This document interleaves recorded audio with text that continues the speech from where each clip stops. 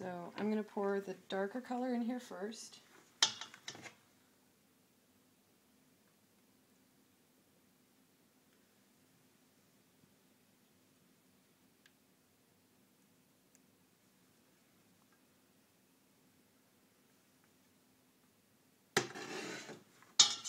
And then the lighter color, this is where the fun part happens. The idea is to pour a really thin stream. The higher that you pour, the further down into the soap it'll go.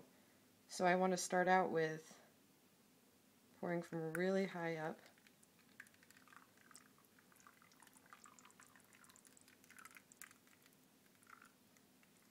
And then pouring closely, it'll sit on the surface. You see this started to get too thick. Oh well. Well, that didn't work as well as yesterday.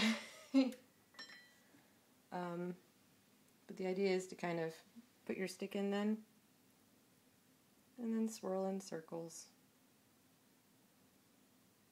And this part you did see yesterday. So maybe we can't see it so well on the top, but maybe on the inside it's done something interesting.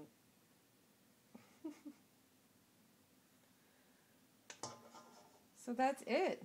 That's the coffee soap. It's all done, and a little too bad about the swirl there, but that's the basic idea of it. Huzzah!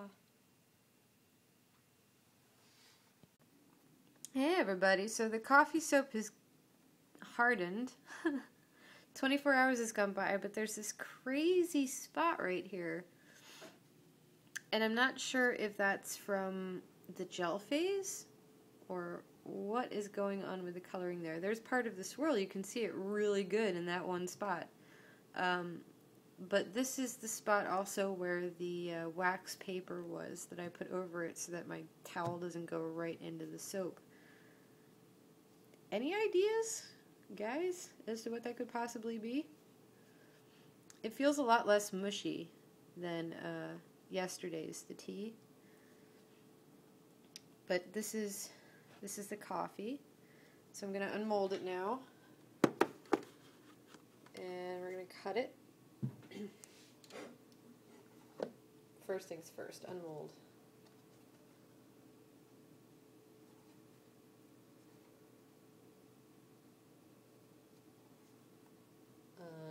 Unmold. Unmold. Unmolded. Is that better? That's better. More or less. Alright. So here goes the cutting. This is the coffee soap.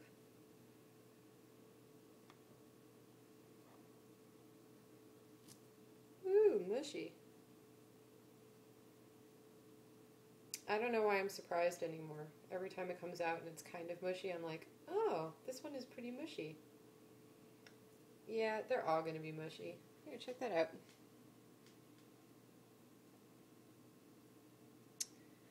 It's not the bestest, nicest swirl, but it's a swirl.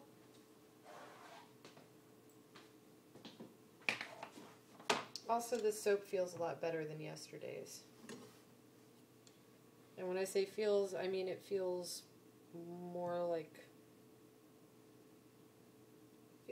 soap. Less like mush. Even though this still is pretty mushy.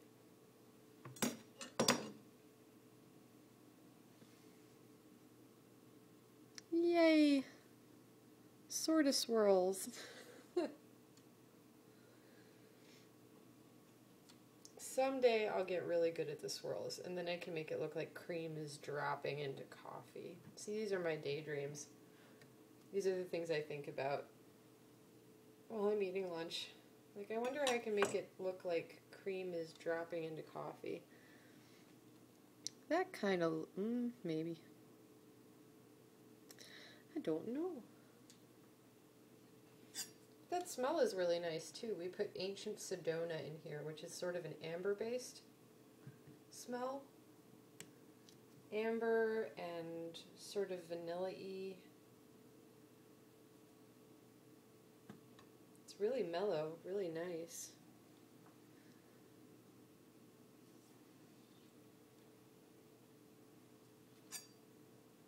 So aside from some funky discoloration on the top, and maybe that'll change too as the soap cures. I've noticed the tea soap is changing its color a little bit. And those dark pieces in there, that's just baker's chocolate. Why? Because I didn't... Alright, there's one thing I kind of wish that I had done differently, and that was to melt the chocolate with some oil, or maybe just with a little bit of oil. So that, well, one part of the soap would be more super fatted than the other, but I think that that would help seriously with some of the mixing issues. But the chocolate gives it such a nice color that I really like using it for the color. It's this, it makes a really warm brown with sort of purpley undertones, like a warm purpley undertone. I don't really think that the camera does it justice much.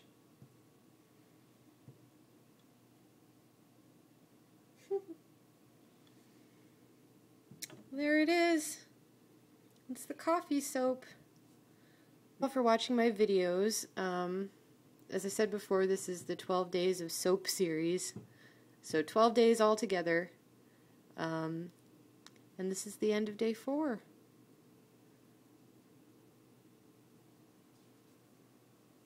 Happy holidays, everybody.